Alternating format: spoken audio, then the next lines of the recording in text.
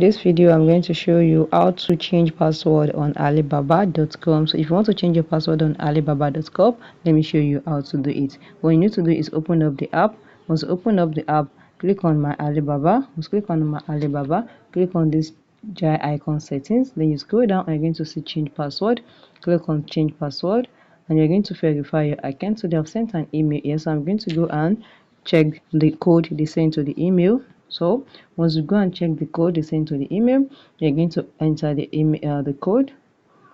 So let's go and check it. Okay, it is here. So let's wait for it. You can see this is the code. So I'm going to copy the code right here. I'm going to click on copy. Once you click on copy, you go back to your Alibaba. Go back to Alibaba.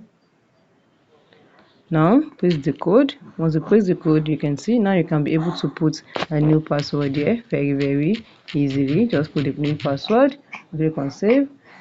So guys, if you find this video helpful, smash the like button, drop a comment and subscribe.